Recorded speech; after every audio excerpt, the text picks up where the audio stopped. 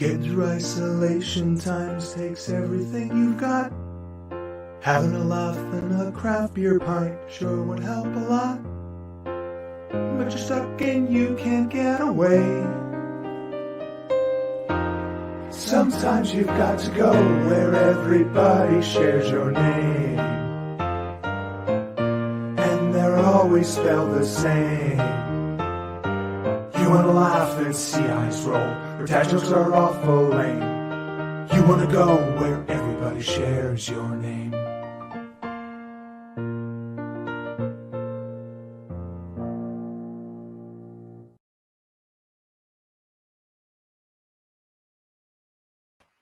Well, hello and happy Friday. This is Mark Leslie, and I'm here with Beers with Mark. Now, my special guest, Nick, is attending a business meeting. I mean, come on, it's morning in Friday where the time zone where he is, but he is going to be joining me shortly. I'm going to keep an eye out on that. But I wanted to start off with, I guess I'll start off with a beer unboxing. So I'll wait till Nick gets here before I open the beer that I have that I wanted to share and talk about from a local brewer. But I'm going to share a little bit about another beer. But first, I'm going to invite people that if you have, tell us what your favorite beer is or what you're enjoying now in the comments. It is Friday. I don't care what time zone you're in. It's Friday. It's beer day. But I am going to share with you, I just received a few hours ago my monthly subscription from a brewery in Sarnia, Ontario called Refined Fool Brewing Company. And that's their logo right there. And I got a box of beer from them. So I'm going to open it up because I have no idea what's in it. And I want to get it in the fridge. So, Liz and I can maybe enjoy some tonight. So here we go. Here's the box from Refined Fool. Just came in. And I thought, why not open it live? Because, that's exciting. Beer unboxing. Fragile. Wow, this is a larger box than I remember from last month. So I should have gotten a better knife. As you watch me struggle. Wow, I could use a beer after all this work. There we go. Okay, so this is the box, and Cardboard Dreams. I'm not gonna look at that just now because I want to pull the bottles out and have a look at them. So whoa, look at this nice packaging. So the very first beer is called Campfire Close Rock Beer, Rauchbier. And now that is traditional German-style dark lager is brewed with smoked malts, cherry wood and beechwood, imparting an alluring smoky character on the nose and palate. Crispy Quebec yeast creates a clean, dry finish that showcases the complex flavors of this unique winter beer, which is quite perfect. Oh, I see Nick has joined me in the studio, so I'll bring Nick up before I continue. There is my friend, Nick Thacker. How you doing, sir? I'm doing well, man. How are you doing? Sorry to keep you guys waiting. I'm doing great. I was just in the middle. I thought I'd start with the beer unboxing while I was waiting for you. Maybe I can continue that, or should we go pause? ahead? Yeah, okay. No, I'm waiting with bated breath while I sip on something here that I get something which we don't know. Before we go to that, because I brought up your website. Nick Thacker is best-selling thriller author, and it's been a while since I've wanted to bring you into a virtual beer event. Where are you coming to us from, Nick? It's been a while since you've wanted to, or it's been a while since... It's been a while since I've wanted to, and it's been a while that we've talked about it, but we haven't talked about it. Yeah, brought you in. No, I'm glad to be here, man. I've been wanting to do this for a long time, mainly because I don't drink a lot of beer at home. I love getting a beer when I'm out. It's like a thing, but then when I'm at home, right. I'm like, so this is great. I get to be in my office, also bedroom, and drinking beer with a good friend. So there we go. Can't complain, like at a conference or something, right? We're enjoying beer. Exactly.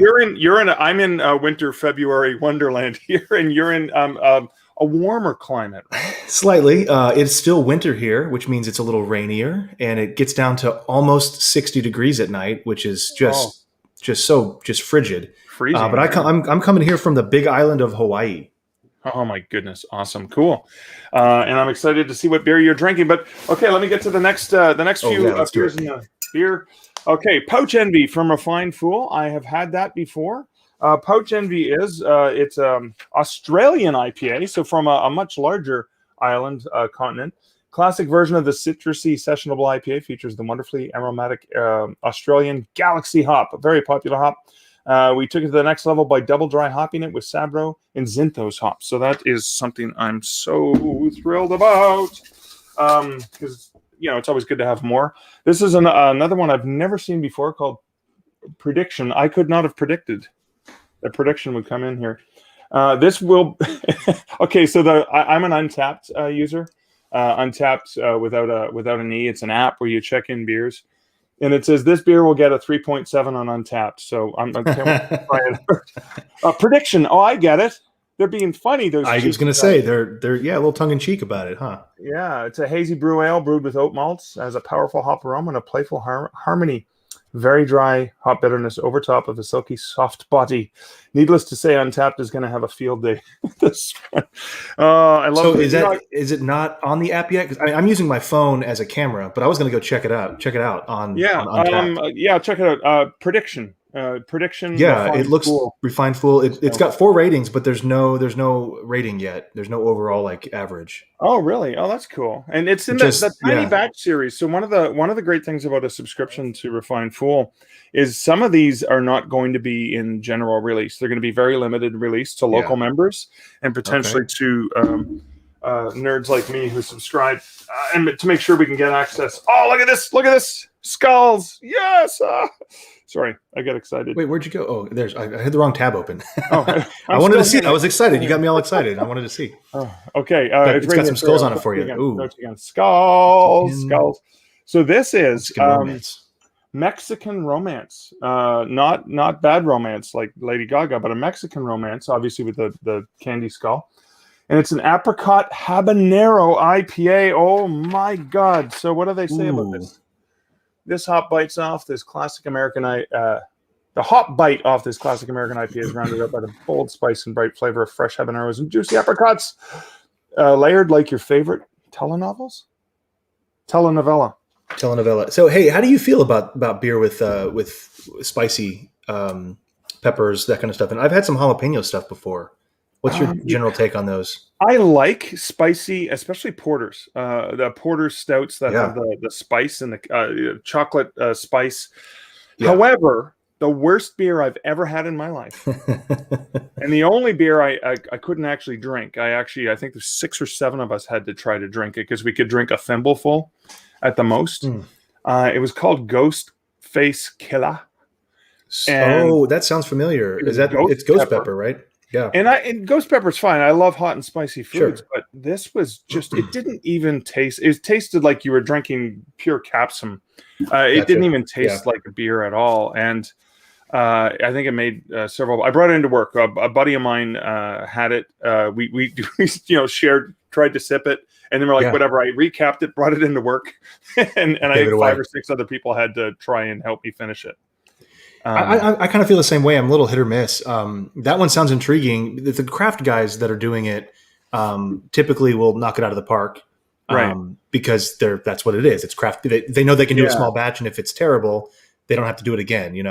Yeah, good point. I feel the same way about those that I do about like a fruit beer. A lot of them are good, but generally speaking, a lot of them are also bad. And so it's almost like, I guess what I'm saying is like if there's too much of the thing that's supposed to be the additive, like in that secondary fermenter, then I'm typically not going to like it.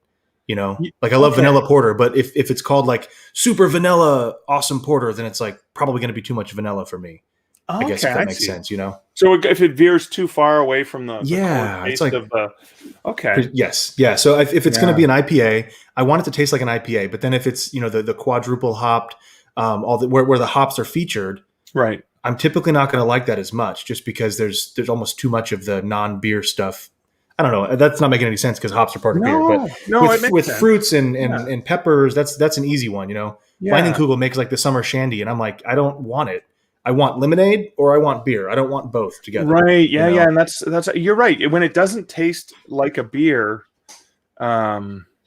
interesting. Maybe that's the issue I have with. I do like some of the fruit beers and the sours, but when it tastes more like, oh, I'm drinking a wine. Yeah, exactly. It's like I like wine. Just give me wine. You know? And so that's why, like you mentioned, the chocolate. I can't remember what it was, but I've had one where it was a chocolate. it wasn't jalapeno because it didn't have that kind of fruit citrusy flavor to it, but it was something almost like the heat of cinnamon or something. It might have been cayenne. Right. But it was very subtle. It was like drinking a Mexican mocha, where you've got just a hit of that spice at the end. Yeah. And that's what I liked with it, because it was still a porter. It was still chocolatey, but it was just very, might have been a chocolate stout actually, but it was very subtle kind of heat to it. And I like stuff like that. It's good. When the flavors are playing around and you get a sense of that, right? Exactly. Okay. And that's the best IPAs I've had do that really well, where porters and stouts typically are a little more homogenous. It's one flavor all the way down. Yeah. But then IPA, I mean, it's almost like you get stages of flavor, where the fruit will hit you at first, and then you get some hops, and then there's some spice at the end, and then that mouthfeel. I love it. Yeah, I like that. I like the textured, layered things where you're not sure what's going on. The other thing, so actually, Ellie, who's watching, she says, I like sours and fruit beer. So there you go. Yeah. Those are a match made in heaven too. Yeah. So what I like about like with a raspberry sour or something that has that sweet sour, and you're kind of bouncing between the two of them, those can be a lot of fun. So long as they don't go too far off the path, I think. I'm with you there. I have not gotten into sours, I'll admit, but I felt the same way about IPAs when I first started really getting into craft beer. So I live in Colorado, which was like what they call the Napa Valley of beer, right? Okay. So you just can't not be into beer. It seems like. And so, of course, I had friends that were taking me to all these breweries, and there's like hundreds of them just in the city that I lived in. And so eventually I started understanding and appreciating and then liking the IPAs. But I'm sort of at the beginning of that stage with sours. Almost a lot of the sours that I've had just taste like they're not quite done yet. It's funny when they're not finished yet. Like, just go finish the beer and then give it to me. And then come back to me. Yeah, it's kind of funny. So I was not into IPAs until I met Liz, my partner, and she was heavy. And so her last name's Anderson, and so is a good friend of mine, Kevin Anderson from Colorado. I know Kevin Anderson. You know Kevin. But we should make fun of Kevin Anderson and love of green chilies, because there's a green chili beer as well. Yes. I'm just kidding. I would never make fun of Kevin Anderson. You can't make fun of that guy. He's inflappable. But no, anyway, I love Kevin Anderson. He's a great guy. But he loves his IPAs. That's his core go-to beer all the time. A good IPA, doesn't want to venture too far off. Give me a good IPA. So I was drinking a lot with him, and so IPAs were a thing that I got into because of him. And then Liz was big into IPAs, and I was more of a wheat-based, European style beer. Oh, yeah. And then Liz got me in. So Liz and Kevin, the Andersons tag team, the Andersons, no relation, but got me into the beer. And then Liz moved into sours, big time. And just speaking, so Kelly just says KJA, Kevin J. Anderson was just on her podcast. Yes, Kevin is awesome. But yeah, and so I'm kind of following people that I drink a lot with. So in terms of beer flavors. So, let me get through this so we can get to our beers. Oh my God. I have definitely not seen this one either. This is Tiny Batch Series. And oh my God, it's got a code. It's good. You do some development, so you might recognize the code. Like it's got like a code. Yeah, code. Not like a QR code, but like oh wow, and it's got so it's got H1 class title. She wears an opera browser t-shirt. And then the style is mushroom saison. That is ingenious. All right. And then the class, UL class, like the bullet list that you'll get on HTML, 5% alcohol, made in Sarnia. This is cool. So this one is a kind of brew packed with umami, spice, and everything nice. We chucked 25 pounds of mushrooms in there, along with 25 different yeast strains to create the magical dino. Wow. Interesting. Did you go silent on me, Nick? My daughter wanted to say hi real quick. Okay. Mom left, so I just told her that I'm on a call. But we're drinking beers and we're talking. Yeah. Hey, do you want to build a snowman? Because I'm up where there's a lot of snow. Oh, he's got a lot of snow where he is. Mm-hmm. Yeah. All right, I'll be down in just a little bit. Okay. Okay. It's like, okay. What's the guy with the skeleton? Who is that, Daddy? Yeah. Okay. That's my daughter Whitney. Sorry about that. Mom left and going to pick up the youngest one. So. Well, fair enough. And Ellie says hi as well to your daughter. So there you go. You scared me for a second. My dog's name is Ellie, and so you said Ellie says hi, and I said, yeah, she does. She's right here. How'd you know that? Yeah, she's right sitting next to me. It's probably L room with me. Maybe they'll talk. So Kelly Lynn also said if you like sours, you got to try Jester King in Austin. I was going to say I have had that one, and that is one of the sours I do like. Really? Cool. So Emily and I, my wife, met in San Marcos where we went to school, right? And which is like the little brother of Austin. And so we lived in Austin for a while after we got married, and that is another beer capital of the South for sure. They have a lot of good stuff up there.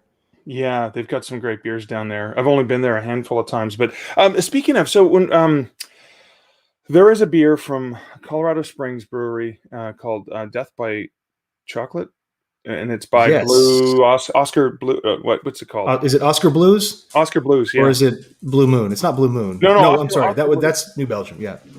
Yeah, New Belgium's in Fort Collins, right? Fort Collins. Yeah. Oscar Blues is up there. Where is that at? I thought they were downtown. Well, there was a location in downtown Colorado Springs. That's where I remember. So, yes, there was an old Chicago that got bought and turned into an Oscar Blues, which I got – one of my mentors there owns a real estate company. Somehow I got swept up in going and getting like a private chef like cooked dinner because he was friends with them. And whoa, really? If it's not clear, I'm not a fancy person, so this is an abnormal thing for me. But I got to go to the Oscar Blues like behind the scenes opening, and sweet. It's incredible. If you ever have a chance to in Colorado Springs, anyone listening, you have to eat at Oscar Blues. It's not a chain restaurant in that sense. It's so good. But the actual brewery is farther north. It's up Denver area or something like that. Yeah. Cool. I've only been to the one in Colorado Springs. I haven't been. Yeah, that's a good one. Main one. So a Judith's Prius with obviously the Judas Priest style logo. So Prius being a fancy car. Judas Priest is that like a new band these days, or is that something? Judas Prius. Yeah, it's a new band. Judas Prius. This is a bourbon barrel Scotch ale. Malty sweet warmer was aged on oak spirals, adding strong notes of oak and vanilla to make a complex yet dangerously drinkable ale, much like driving around in a Prius with a low charge. This beer will make you feel super badass. That's you literally described my favorite beer. That is all of the things I like about that is in that beer. Okay, and then there's something else. Oh my God. And because this is a cool thing that these guys do, I've got this. Oh my God, this is wow. No wonder the box. That's the carrier. Nice. It's a carrier with a church key built right into the side. Got it right on the side. Oh my God, this is I can't wait. So when we go to parties, we can kind of carry this along.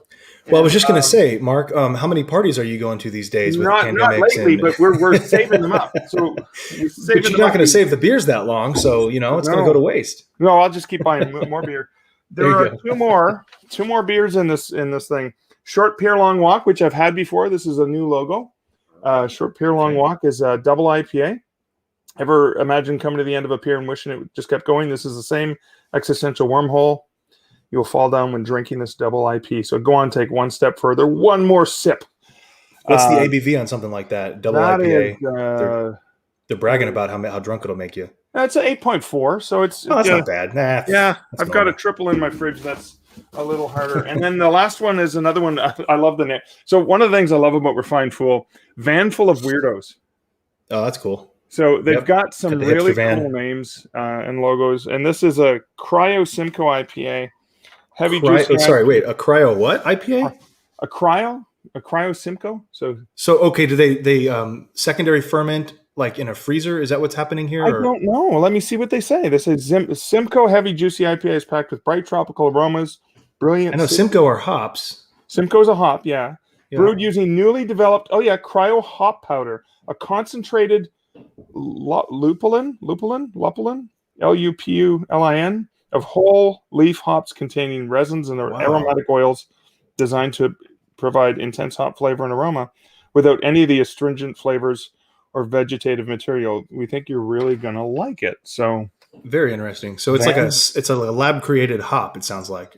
Yeah. Wow. It's space age hops. So space age hops. Yeah.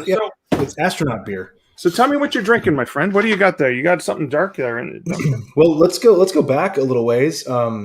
Is that coming through? That's probably not going to. Oh yeah, no, it's okay. It's backwards. Hold on a sec. I can unbackwards this. You can unbackwards this. Oh my God, you're going to just change the whole landscape. So look at that. I know everything's just changed. So that says Denver Zoo, brew at the zoo. Oh, there you go. My wife is an incredible, amazing human being, but she's also incredible at her job, which right now she's not doing because of pandemics and kids and moving and all that. But she was an education director at zoos. And so she worked at the Denver Zoo for a while. And they have a thing, I don't know if they're still doing it, probably not anymore, but called Brew at the Zoo, which is exactly what it sounds like, where you walk around and all these breweries come and you get free beer. Oh my God. So, it's like $60 to get in, so it's not dirt cheap, but I mean, you get free beer and you get a free mug to drink all your free beer out of, and you just walk around and talk and hang out. I love that. And these are the only 2 mugs that we brought. We had a bunch of, like pint glasses and all that, of course, for beer drinkers. Right. As you're supposed to when you live in Colorado Springs, but these are the only 2 we brought. So we brought one of these or 2 of these. And in it, I have obviously a darker beer because it's winter time, as you can tell. You can't see out the window, but bright light coming in. Bright. So I mean, I've just got it hidden. I've got my white balance jacked up. Let's see if I can get some palm trees in here. Hold on a sec. Here we go. Ooh, look at that. Oh, look at that. Okay. Look how not snowy it is out there. Yeah. So I have to like artificially create winter out here. And I do that by drinking dark beer. So this beer is one of my favorites.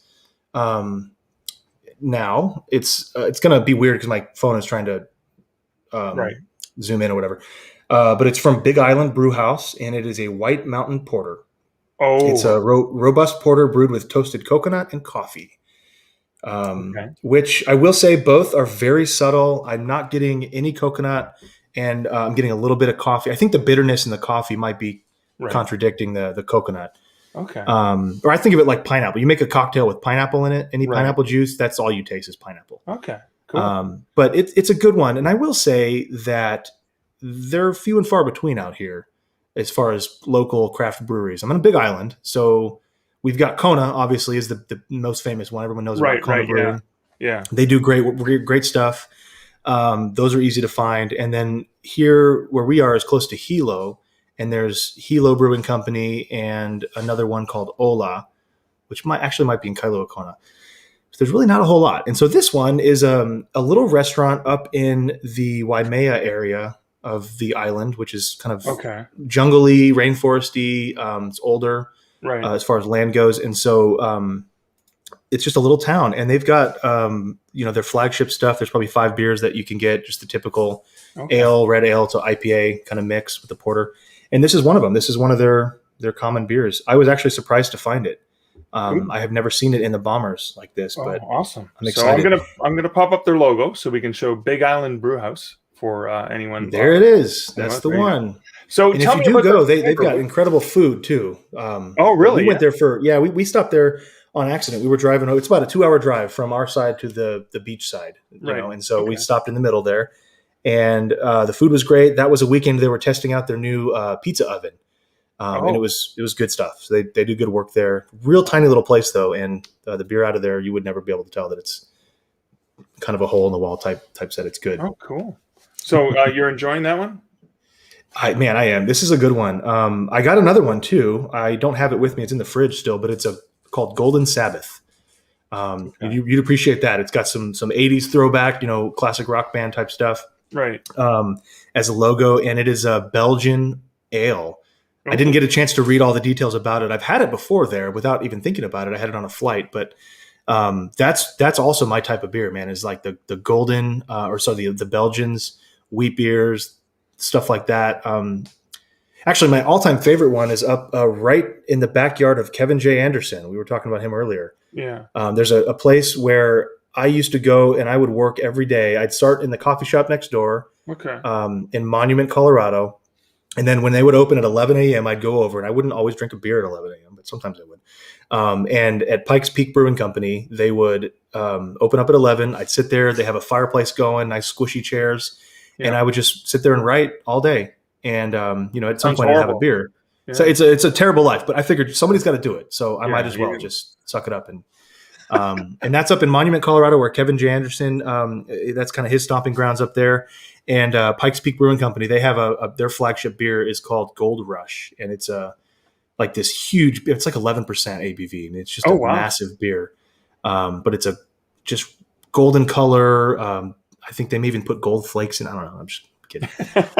Like gold delicious slugger, stuff. Yeah. Good stuff though. So I saw that one as well, and I thought that's it. That's what I'm going to drink today: the White Mountain Porter and the Golden Sabbath from Big Island Brew House. Cool. Thanks for sharing that. I can't wait to open what I have now. I have a beer. It's from Grain and Grit Brewing, which is a family brewer in Hamilton, Ontario, my old stomping grounds, only about an hour from where I live. And I got this new one relatively. I picked it up recently. I'm a local member of the brewer. It's called Homebody. I think, and it's a new one, obviously, for the pandemic. And it's an India Pale Ale dry hopped with Lotus, Cashmere, and Idaho 7 hops. It's a 6.5%. Nice. So this is the first time I'm having it, and I realized I got started too soon. I should have waited.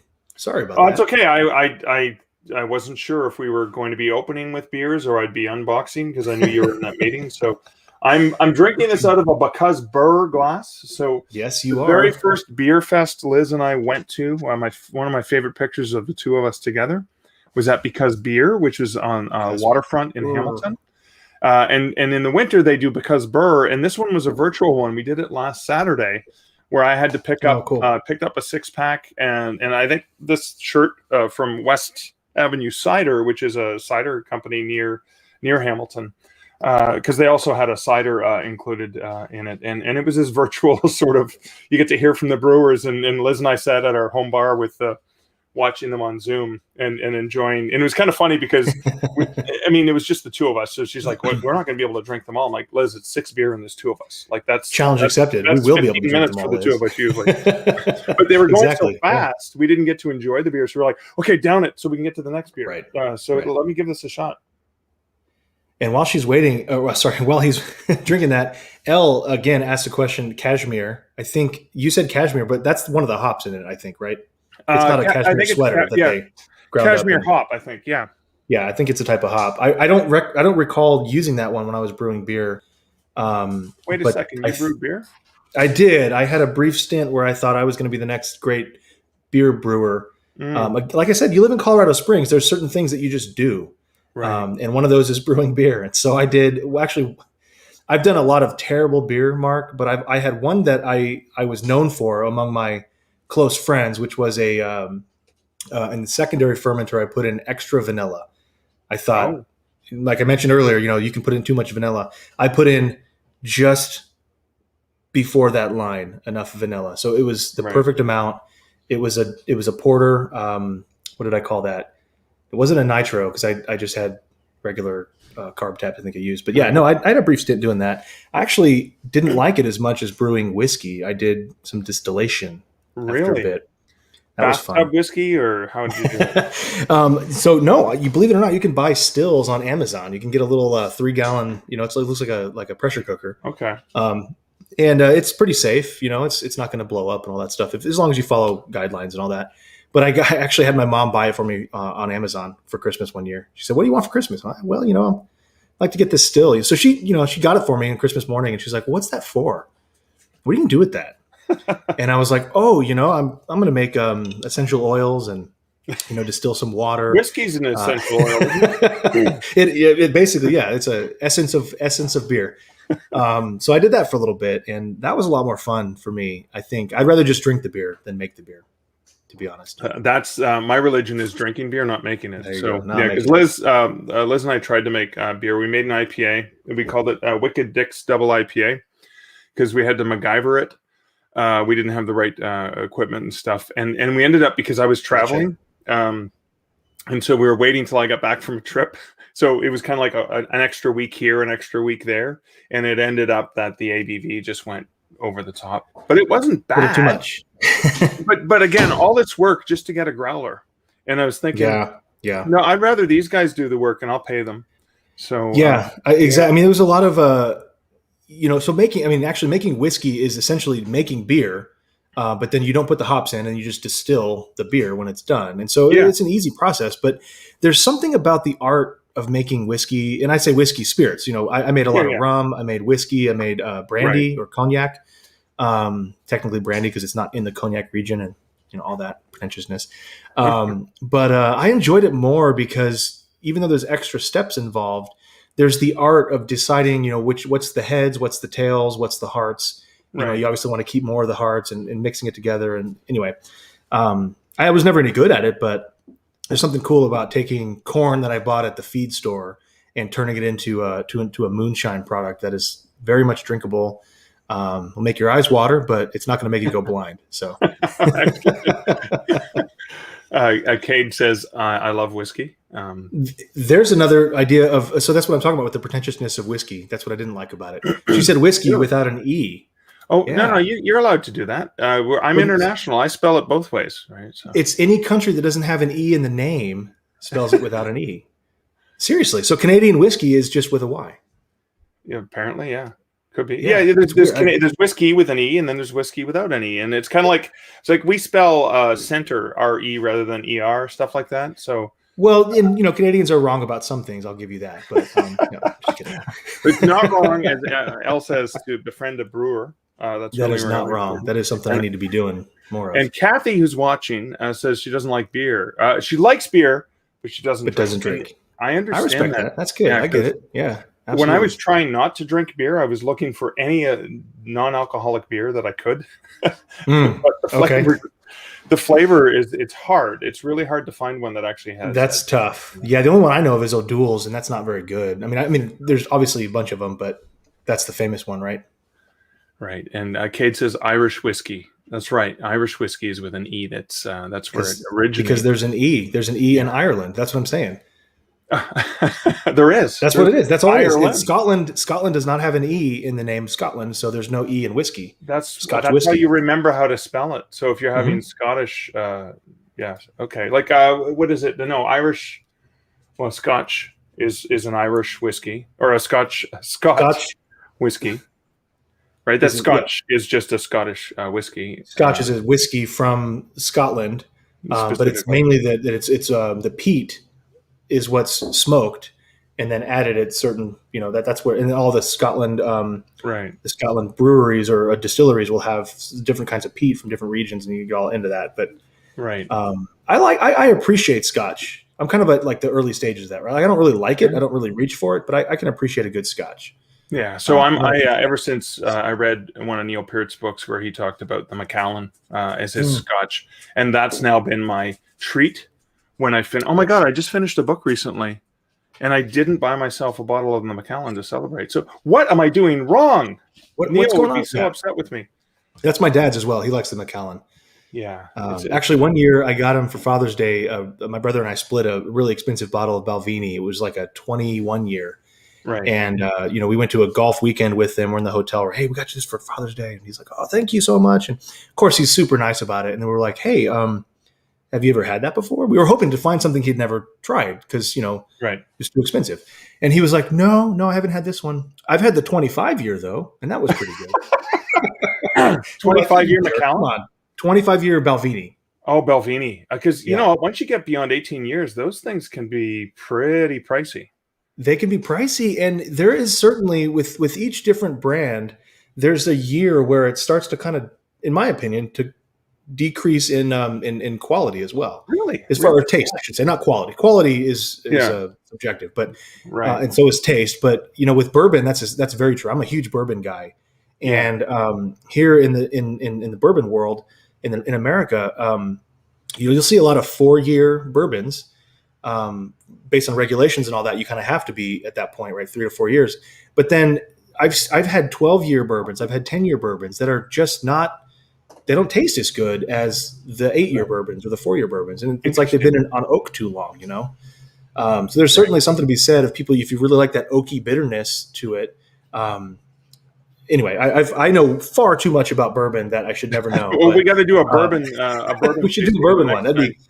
I've always got a couple in the house, so I've got some comments I want to share from people. Yes. So, definitely share. Yeah, I know. You know what I'm thinking. Deb Kelly says, I don't drink beer at all, but my partner Darren drinks any beer he can get his paws on. He does love Belgian beers, though. So cheers to your partner.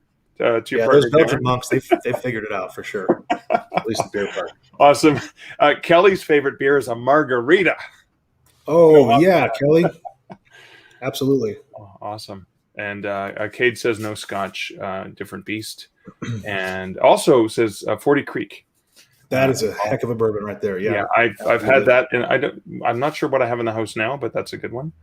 My buddy Steve might have said something. We should see if he's commented on anything in the past. I don't see Steve Ruskin. You scroll up a little bit. Oh no, I don't see Steve commented. He just said Nick makes my eyes water all the time. Oh, okay. Which I'm going to take as a compliment. I think I'm just. Oh, wait. There's a comment. How come I'm not seeing it? It was up a little bit. I got 11:16 a.m. Steve Ruskin said, but. Oh, there it is. There it is. Sorry, I found it. Sorry, I missed. I think we can all agree that's a compliment. And Nick makes everyone's eyes water. It's the tenseness of his thrillers. Like ABV 100% right here. That's what's happening. So awesome. So I don't want to keep this too long, but Nick, thank you so much for joining me, because I know you're almost out. And this I did not say. So this has got a really interesting bitter aftertaste to it, which really okay. Yeah. So I can't remember. I think I got a 6-pack of this. So we've got a few more. I think Liz had one the other night, and I hadn't had it yet. So this is my first one. I can't wait to try that one. That looks good. Maybe I'll try to mail you something. It'll get there in 6 or 7 months. Yeah, at some point in 2022, I'll enjoy that beer that you send. And Steve says, I said Nick makes my eyes water just being him, not because of his moonshine. My man. So awesome. Well, thank you guys for joining us, for sharing some of your drink stories. Nick, thanks for the insights. I'm going to have you on a whiskey tasting. Let's do it. And that would be, that's it would probably have to either be shorter or far longer, if you know what I mean, if we did a whiskey thing while we're drinking. What I did last time is I had a couple guests. I had, I think it was Craig Martell and Serum, a friend I used to work with years ago. And oh my God, Serum just blew our socks off. So I'd love to see the two of you go toe to toe on different. Oh no, I'm not competing with anybody here. I know what I like. And we can talk about I just sat back and took it all in and went, whoa, I'm learning. This is awesome. So, well, that'd be a lot of fun with you, Craig, whoever. Yeah, let's do it. I'll do a whiskey one. Well, awesome. As we go to leave, I want to say thank you to you, Nick, for joining me for Beers with Mark, and thanks for having me on, man. Yeah, thank you guys for watching. Appreciate having you here. Oh, so Roland says I'm here. Go ahead and start. Roland's here. We're going to stop the show now. Okay. He's got nothing better to do. He's been here the whole time, just waiting to troll us at the end. Practically. And yeah, so we'll have to do this again sometime with some different beers. And thank you guys for watching. Take care.